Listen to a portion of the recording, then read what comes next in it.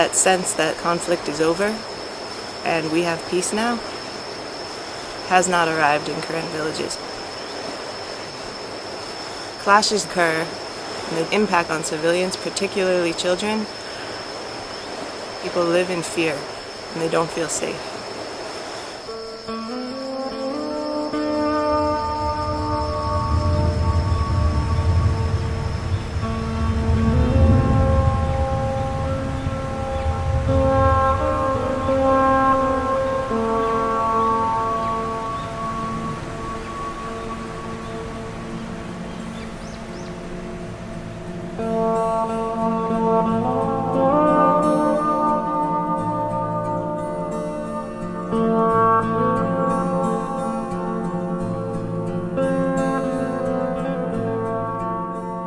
A lot of children, their parents have been killed, so they want to, revenge for their parents.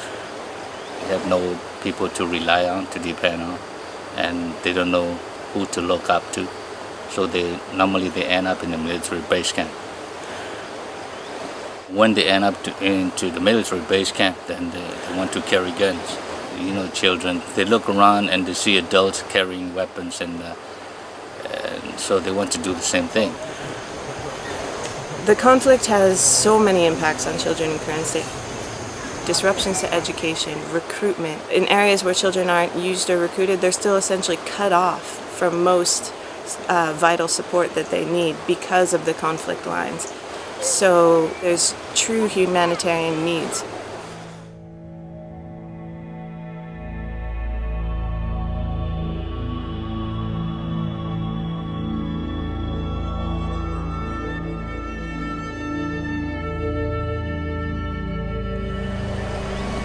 A lot of young soldiers want to come to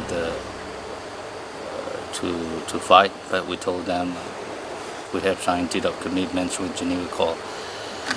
So we only accept you when you reach 18 years old. If they're only 13, 12 years old, they're not mature enough to do actual combat fighting in the front line. At the same time, we are not only giving orders, but also give training. We are very happy to have Geneva Call at our base camp, giving the training. It's very helpful for our soldiers to know about international law. They want us to come and they want us to work with their people.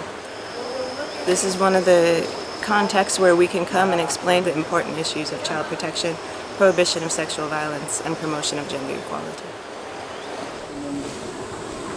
They didn't know about the rules. What's in the deed of commitment? So we explain them about the rules.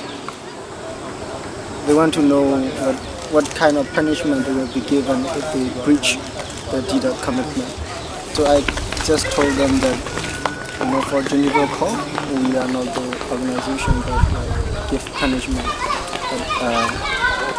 But we talk to the leaders directly and want to solve the problem together.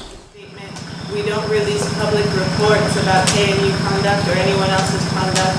We try to work constructively together to solve individual cases and to prevent future cases.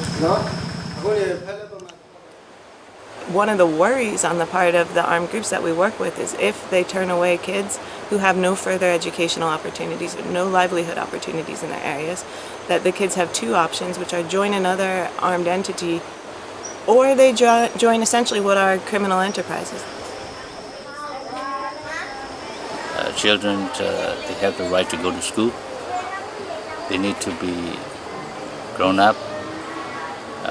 As a human being, if they go to school, they can do better for themselves, they can do better for the families, they can do better for the society. And then they can have a better life. The most difficult questions that we're asked in Karen State are often ones that we can't address. Because of the peace narrative, the conflict here is even less understood.